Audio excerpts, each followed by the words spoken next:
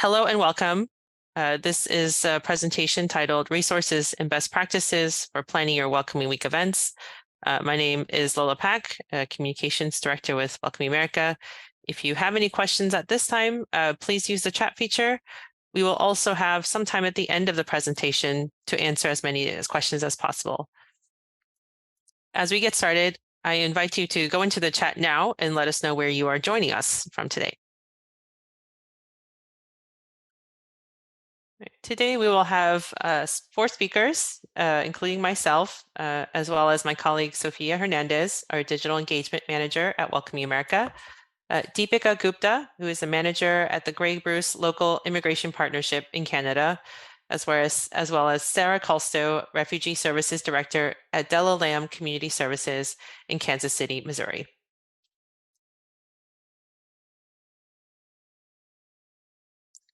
All right. For those who are new to Welcoming Week, we will spend some time sharing what Welcoming Week is. Next slide.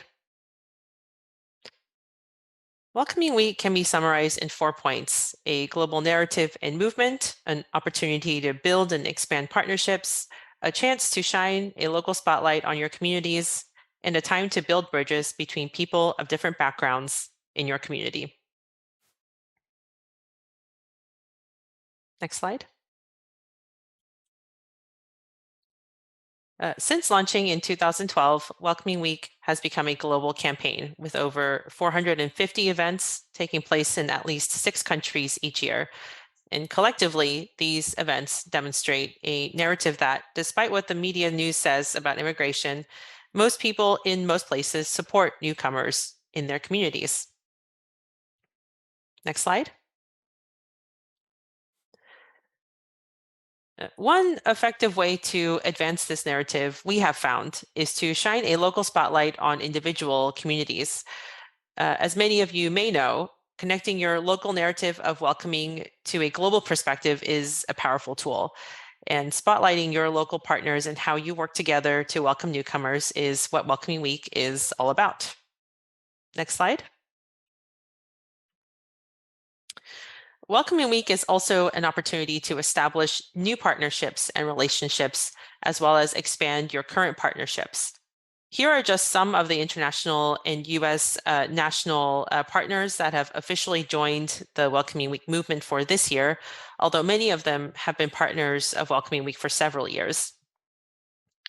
As partners, organizations commit to publicly demonstrating their support for welcoming newcomers, whether through social media, statements, or resolutions, or hosting an event.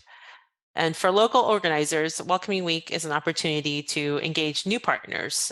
For example, if you are an NGO serving refugees in your community and you've been looking for a partner in housing, please invite them to your Welcoming Week event or propose creating an event together.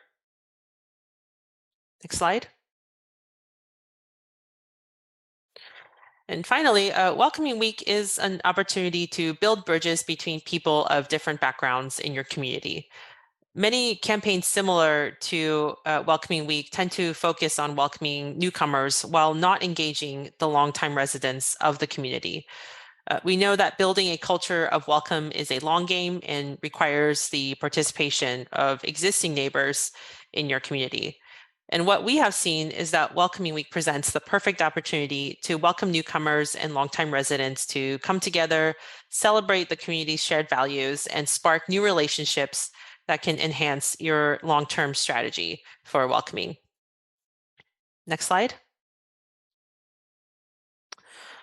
And now I will discuss more about the communications resources and opportunities for Welcoming Week. Next slide.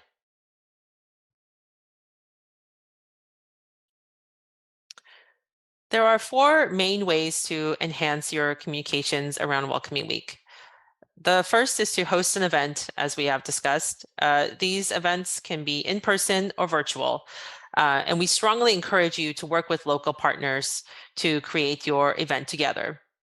If you are an NGO, you can also sign up to be an official partner of Welcoming Week. This provides enhanced visibility and marketing for your organization's work on official Welcoming Week communications, such as our email campaigns and social media. You can also share your stories of welcome through social media or in traditional media. Send a pitch to your local news media to cover your events, or invite them to be part of them in some way. For instance, having a panel discussion on immigration where a local reporter could be a moderator. Many organizations also use Welcoming Week to launch a social media campaign to get community members, particularly younger people, engaged in your community's welcoming work year-round. And so we would just ask to make sure you center your stories and messaging around the core talking points that we have available in the toolkit, which my colleague Sophia will discuss further in a little bit. Next slide.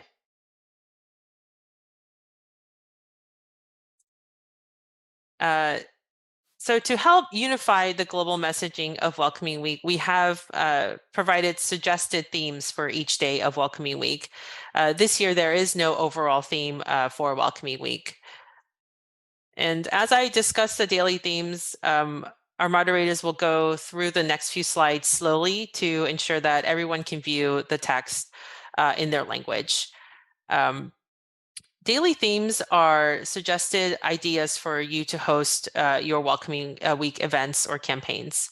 So for example, on Saturday, the 9th of September, you can focus your events around civic engagement by conducting a voter registration campaign.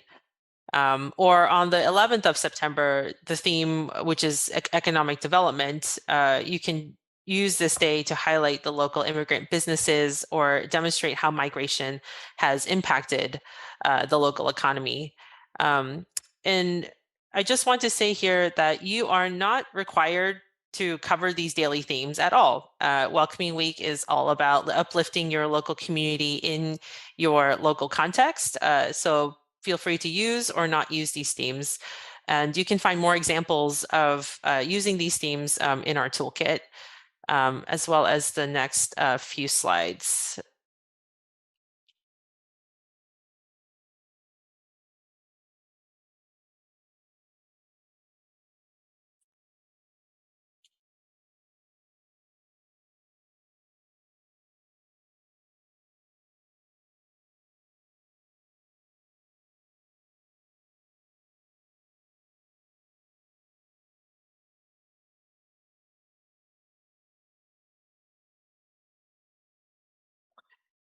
So here we have some images of with examples of international organizations that have leveraged the daily themes in their social media campaigns.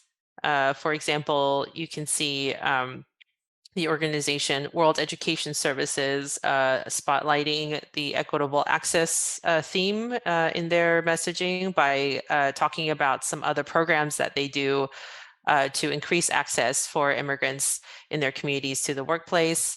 In the middle, you have an organization posting in French about how they work with young people. And to the far right, you can see the organization Welcoming Australia talking about or showcasing the events that they did for Welcoming Week last year.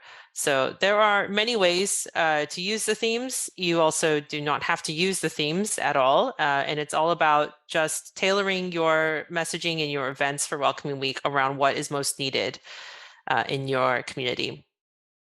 And so hopefully we can provide some resources to help you with that. And with that, I will now pass it on to my colleague, Sophia Hernandez. Next slide. Thanks, Lola. Hi, everyone. Welcome. I'm happy to have you all here. I'm going to be discussing the website, the toolkit, as well as some other features on the website that are going to be available to you. So before starting, if you've visited our website so far at welcomingweek.org, there will be a few features added within the coming days. So we'll discuss the event map that's not available until the end of this month. So stay tuned for that. The website is also available in English, German, Spanish, French, and Italian. You can access those translations by going to the right-hand side of your screen, clicking on the Translate toggle button, and selecting whichever language you would like to access the site in. There's also a call to sign up for Welcoming Week updates. Highly recommend signing up for our updates. We'll be sending out newsletters through email on different tools, resources, and information that you can use as you are planning your Welcoming Week event. Next slide, please. So the Welcoming Week toolkit can be segmented into 3 different areas. So we have our communications tools, logos and visual assets, as well as an event planning guide. And we can go to the next slide. So on the website, while you're in the toolkit section, you can click on these icons to access the different areas of the toolkit. So in communications tools, we've provided some core talking points that Lola touched on earlier. You can use these points in any of your communications. It's basically just a starting point for you to use in sending out the messaging of Welcoming Week. With that, we also have a suggested communications timeline that starts from 1 month prior to your event all the way until after Welcoming Week, as well as some social media tips. So our key hashtag this year is Welcoming Week 2023. If you're posting online, please use that hashtag. We'd love to see what everyone is doing around Welcoming Week, whether it's hosting an event, supporting the cause, or just sharing stories online. We also recommend tagging us in any of your posts regarding Welcoming Week at Welcoming USA on Twitter and Instagram, and at Welcoming America on Facebook. Lastly, under the communications tools, we have a press release template for you to fill out with your community's information. It's just a template, so whatever way it makes sense for you to use, that's available. In logos and visual assets, we have Welcoming Week logos available in English, French, German, Italian, and Spanish. We also have different variations of those logos, so please feel free to use those on any of your communications collateral. Also, be sure to check out our branding guidelines, so that way we're all using the logo consistently. We also have I'm a Welcomer signs that have been available in the past. These signs are available in multiple languages, more than just the 5 languages we've listed. In case you need to add a different language to these signs, there is an editable Canva graphic that you can use to edit those signs. Lastly, under logos and visual assets, we have social media templates, which are available in English, French, German, Italian, and Spanish. Each of these templates has designs for each of the daily themes. Again, you don't have to use these. We just wanted a good starting point for everyone to have while you're coming up with some of your social media messaging. These templates are also formatted for different social media platforms, including Facebook, Twitter, Instagram, and LinkedIn. Now, the last piece, the event planning guide, we have a brief kind of guide on how to plan an event, starting from the ideation phase to the implementation phase, all the way to after Welcoming Week. So please feel free to check that out. And if you still need some more inspiration on developing an event for the week, we have examples from nonprofits, local governments, as well as international examples as well. So those are all available. And then there is a proclamation or resolution sample that you can use to have Welcoming Week proclaimed in your community. So that is an overview of the Welcoming Week toolkit. So we can go on to the next slide. If you have any questions about the toolkit or the website, please feel free to reach out to communications@welcomingamerica.org. We try to be very responsive to everyone's messages, so that is available to you. So if you need to reach out, please feel free to do so. Next slide. So the events map feature will be available on the website in the coming days. This is basically a map that includes all of the Welcoming Week events that our participants have chose to add to the map. The way you can add your event is by clicking that Submit Event button, and you'll be prompted to a form that's also on our website. You'll fill out the form with your event name, the host organization, as well as other relevant information. And once you submit that form, your event will populate on the event listing below the map. And if you need to upload multiple events at one time, we'll have some instructions or guidelines on how to do that. But basically, that process will include downloading an Excel sheet, filling that sheet out with your events information, and then sending that sheet to the communications@welcomingamerica.org email address. We can go to the next slide. And with that, I will pass it back on to Lola. Thanks, Sophia. Now we are going to hear from our partner organizations, and they will share more in-depth examples of Welcoming Week events and ideas, beginning with Deepika Gupta, who is the manager of the Grey Bruce Local Immigration Partnership in Canada.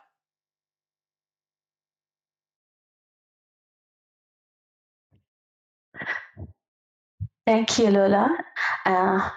I just want to say thank you for this opportunity to present what we have been doing in Grey and Bruce counties.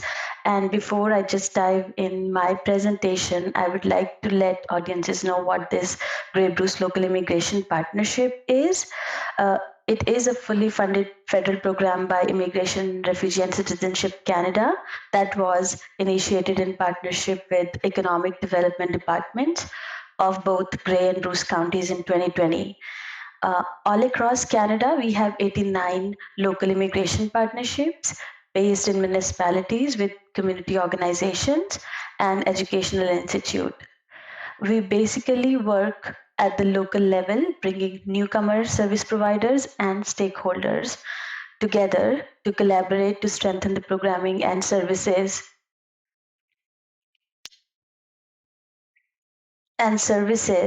building strategies to build welcoming and inclusive communities.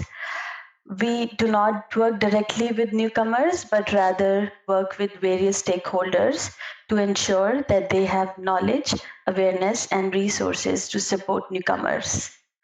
And just the next slide, please.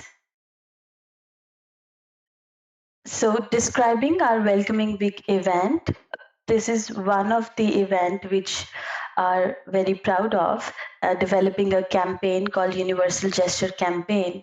But what happened that Welcoming Week 2022 made a great impact across Grey Bruce counties. Just based on our role, we planned our week in collaboration with dozens of community partners. The Welcoming Week last year was special as it was 10th anniversary of Welcoming Week, what is now a global event, and our Grey Bruce second year participating regionally to recognize and celebrate the people, places, and values. It took place online and in person all across Grey Bruce from 19 to 18 September throughout the region's public libraries, because we identified through our community settlement organizations that those are the places where new immigrants go when they come to or migrate to any community. Public libraries set up a different display of books in their libraries. Then museums had a full week free passes for not just new immigrant, but for long-term residents as well. We arranged a webinar with Business Enterprise Center of both counties to have immigrants know how, if they want to start their businesses, what requirements, what support, what resources are available. We also understood that police services play a major role in bridging that gap, where when any new immigrant come to an area, they come from different cultural background and different understanding and relationship with police services. So we tried to had a newcomer session during that week, and also a lot of grassroots organizations were engaged along with newcomer and long-time resident. And recognizing this importance of welcoming week, both wardens from Grey and Bruce counties appreciated the celebrations. So the main as one of our mandate is to conduct research about newcomers and community needs. We looked at community experiences of discrimination and conducted a survey with about experiences of discriminations. And we are primarily rural local immigration partnership with similar context. So we, Grey Bruce, Guelph, Wellington, and Huron met to discuss on how to approach this challenge in our community. And we identified that we needed to create a public information campaign to address discrimination. So we decided we wanted to focus on a positive message instead of negative messaging that was targeted at our residents, primarily rural and small town residents. We also focused on developing a radio, print, and digital media advertising campaign. We put out a request for proposal to create a marketing collateral to promote messages of our aspirations to be welcoming communities for our racially and ethnically not so diverse resident and visitors. We were hoping that time to encourage our resident to take tangible actions and share welcoming strategies to make this campaign a success. And this campaign was called out to be a universal gesture campaign as a way of making people feel welcome in the community, no matter what their background, and identified how that gestures could contribute to make more positive environment. So the 4 posters were created with different messages. The next slide, please. Yeah, the first read, a wave hello can go a long way.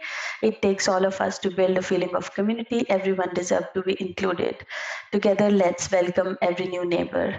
And the same, a smile, a simple conversation can have a big impact. And the third one, the blue is my favorite. We now have t-shirts and all the swags with this. A smile is the same in every language. And again, it repeats the message of from the previous poster that together let's welcome every new neighbor. And also friendship starts with a few kind word, which was a hit in schools because we have different stakeholders. School boards are represented in there, and these were all just taken so much forward by school boards, and now it's in every school displaying these images. So these print ads were also developed for social media as posters and stickers. We had radio campaign going on all across Grey, Bruce, Huron, Perth. It's a long a coverage of the our counties. We also had a website called welcomingweek.ca that identify additional act of welcoming, provide data on the number of newcomers, highlight positive experiences of newcomers, and that had made them feel welcome in all 3 immigration partnerships areas. With its enduring messages of inclusivity, the campaign content hold timeless value and can be widely utilized. And we call it as evergreen campaign. Although we started it that time in Welcoming Week, Guelph, Wellington, and Huron launched it that time. We also used this campaign in March 2023 as our comprehensive campaign delivered exceptional outcomes, capturing close to 800,000 impressions across diverse digital channels. And the main outcomes were that we have garnered a lot of media attention, conversations starting tool at public events, and also strengthened engagement from stakeholders. The other point I just want to touch base quickly on why we celebrate Welcome Week is our communities. So every community is different, and it's important to understand the level of preparedness for welcoming new immigrants in different community. And the definition of welcoming is different for everybody in alignment of what characteristics we have as welcoming characters of our community.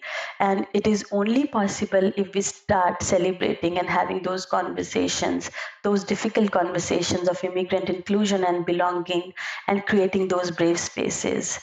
And our communities in Grey Bruce have now started to realize the importance of being welcoming. Not that they were not welcoming, but keep saying it out loud. And now we also recognize that immigration will continue to play a key important role in the economic future of Grey and Bruce counties. Just the last advice on, I would like to give all other, not I'm expert, but just we were not expecting so big in our first attempt. We just started having a conversation with partners, and there is a powerful power in collaboration, and it will certainly have a ripple effect and feeling that people will feel that they belong to a community, and that feeling in community, bringing in community is a journey. So yeah, with that, there is my contact information. Thank you for listening. And if you want to know more about this campaign, we do have all social media handles and digital asset, which we can share. Please reach out for that. Thank you. Thanks so much, Deepika. Now we'll hear from Sarah Colstow, the Refugee Services Director at dell'Accoglienza Community Services in Kansas City, Missouri. Thank you, Lola. It's great to be here with you all today. I was going to say good morning, but I don't think it's morning everywhere. So I'm not going to say good morning. I'm just going to say good day. It's great to be part of this panel and this discussion. So as you already heard, my name is Sarah. I work at dell'Accoglienza Community Services as the Refugee Services Director. And we are located in Kansas City, Missouri. We're one of 3 local resettlement agencies working in this area. So it's a privilege to be here today. And I'm going to talk briefly about an event that we held last year called the Interfaith Refugee Forum. And really, one of the ways we looked at this event was how can we engage additional partners in this work?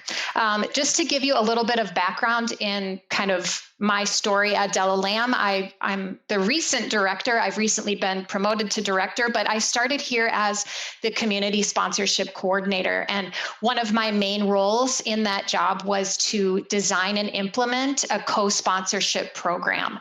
So I wanted, before I kind of get going into our event, I want to kind of explain co-sponsorship so that you have an understanding of kind of the partnerships that we were looking to recruit into for this during this event. So co-sponsorship is a volunteer model where groups of individuals from anywhere from 10 to 15 people, even 20, they come together and they are mobilized to come around a family and support a newly arrived refugee family for 6 months from the date of arrival.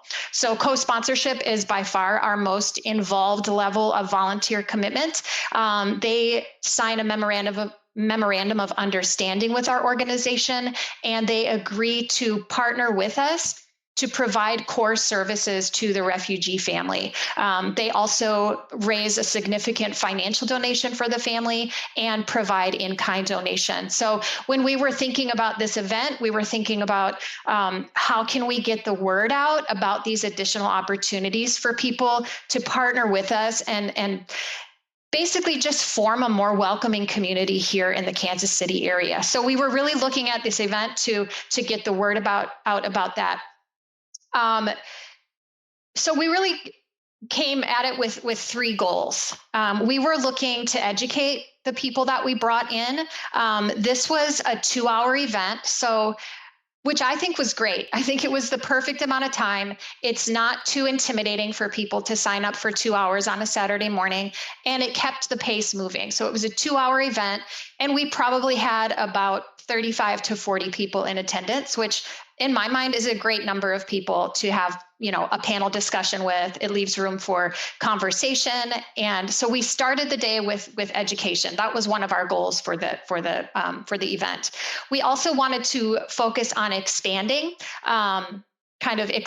our volunteer base. And we also wanted to then empower those people. So we talked about education, expansion, and empowerment. And I want to talk a little bit more in depth about what that looks like at this specific event. So I view any opportunity to get up in front of people as an opportunity to educate people, right? So we invited people to this, into this conversation that some were already partnered with us and some were prospective partners. So people that we wanted to be more invested in this conversation and in this work with us. So we really focused on educating, there's always room to continue this conversation of, what is currently happening in the refugee sphere. Things are constantly changing. How can we continue to keep our current partners informed about where things are at? And then as far as education, we also brought in other community partners to share their experience with our attendees. So we didn't just want this to be, the Della Lamb show. What other partners in this community could we invite in to share their experiences and their services and their provision and what they do as well? So we invited 2 other nonprofits to be part of the conversation. So there were multiple voices kind of educating our group on, what was happening globally, but also how that impacted kind of this local community of refugees and people that serve and support them. So it was just great to have other voices there at the table. As a panel discussion, people were able to ask questions and really learn more about how they could get involved in becoming and making Kansas City a more welcoming place. And expand is up there now. That's the other thing we wanted to do, is expand our volunteer base. So when we thought about who to invite to this, I think just historically, faith communities have been major contributors in the volunteer sphere, specifically toward, in welcoming refugees. So we wanted to invite, current partners that we utilized, as well as people that were not super invested yet, but we wanted to give them an opportunity. So we wanted to expand that volunteer base and grow it, and recruit other people who would be interested in partnering with us. One thing that was, I thought, super effective and super helpful was we wanted prospective partners to hear from people who were already doing the work. So we invited our current volunteers to speak. What has your experience been like working with this population? What has your experience been like working as a co-sponsor with Della Lamb? We allowed them to, do some of the recruitment for us. And I think it's really powerful when you're trying to recruit and cultivate new volunteers to have that firsthand experience from people who have already done it. So we invited our current volunteers to speak to the group as well. And I think that was a really effective way of gaining interest from people who were not yet invested. And really, just kind of shows that there's more to it than just this one organization. We really want to show that welcoming in the broader sense involves everybody to take part in it. So I think that was a really beautiful way to do that. And then finally, we've educated, we've brought other people into the conversation. Now we wanted to give opportunities for these people to be empowered to step into this work. And as I mentioned, when I first started speaking, a big focus was recruiting for co-sponsorship. We believe partnering new arrivals with members of the community is a really powerful way to offer additional advocacy for the family, additional networking opportunities for the family, something that we, as a resettlement agency with limited resources, just can't provide. So we were eager to kind of expand that network and grow co-sponsorship. And also, you all are probably aware of it, but when refugees fall out of the news, volunteers tend to fall away as well.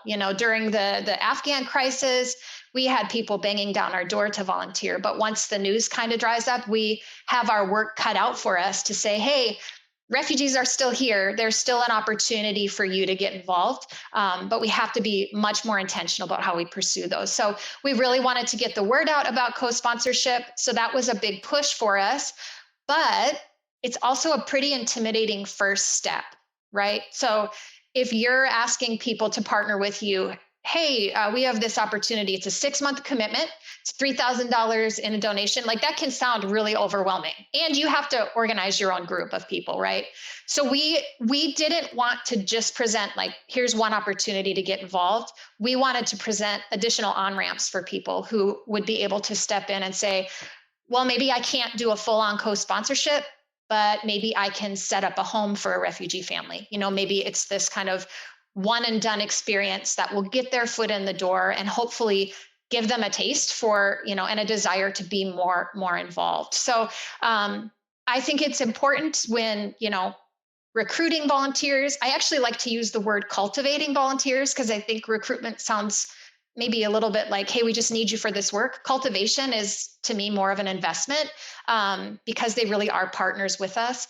But it was important for us to present, you know, different ways for them to engage than just that one way. So it was an effective event. You know, we didn't get a ton of new teams, but we did get a few. And I think we couldn't have asked for more with the group that we had. And so we're excited to kind of tweak a similar event this year. It's going to look a little bit different, but I think it was a great kind of first step for us into this welcoming, and yeah, excited to do it again. So thank you very much. Thanks so much, Sarah. So you can find more examples of refugee co-sponsorship and other events hosted by nonprofits, local governments, and other types of organizations on our website at welcomingweek.org.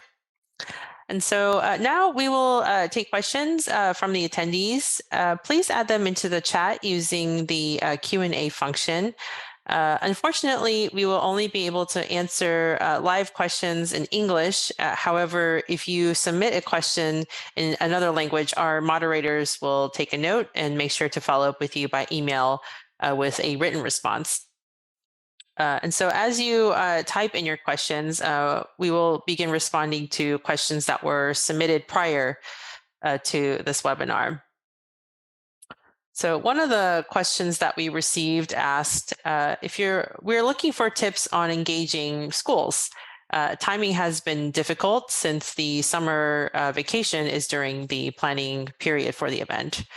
That's a great question, and we understand, especially for those who are based in the United States and have schools have very long summer breaks, and then in September is the beginning of also the school year.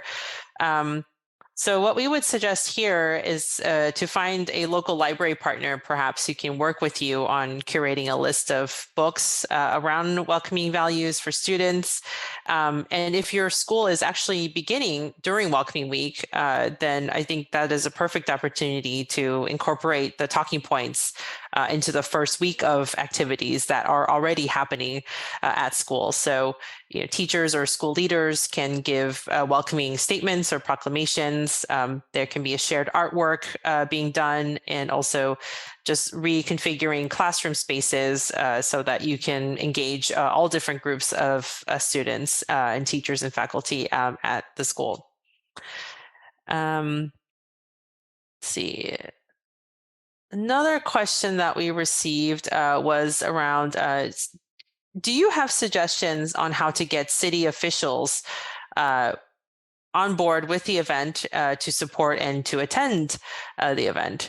So when we asked our team about this question, sort of the response was that consistent engagement with city officials is key. And so we would suggest inviting them to attend and support while offering a speaking opportunity. They can provide remarks. Usually city officials are very open to doing this. And then follow up afterwards and thanking them and offering support in an area of their work for the community. So, if the mayor is looking for volunteers for another type of initiative, or seeking input on one of their internal committees, you can also offer your help there, and that begins to build that relationship with your city officials. If you are going to suggest that they issue a welcoming proclamation or a resolution, which many cities and counties do annually around the world, and we have a template for this in our Welcoming Week toolkit. So you can go to the website and download a template, and you can kind of fill in some of the local language there and have your local official read it out loud and even live stream it on Facebook. And that way you can reach more people in that way. Okay, so we have a live question in the chat. Does anyone have advice? Sorry, can you all hear me? Uh-oh. Now we can. I couldn't hear you for a second, Lola. Okay, sorry. All right, my apologies about that. So I was asking Sophia on our team if you happen to know, oh, thank you, about anything more about the example of simple as water that was on our website. I don't know if I have an answer to that right now, but I can definitely follow up with Anthony and he can include in his follow-up email. Yeah, thank you, Sophia. Mhm. Yes, so we'll follow up in our roundup email, which all attendees, if you registered for this event, you will receive a follow-up email after this webinar with a link to watch the recording in the appropriate language, and it will also include additional links for those resources. And actually, on that note, I did want to mention that if you are based in another country, some of our Welcoming International Alliance partners also issue toolkits that are more contextualized to that country. And we will have more of those links available in the follow-up email as well as on the Welcoming Week website as time goes on. But particularly if you are based in either Australia or New Zealand, as well as Mexico, we should have some of those toolkits and other resources in country available to you. Okay. Any other questions?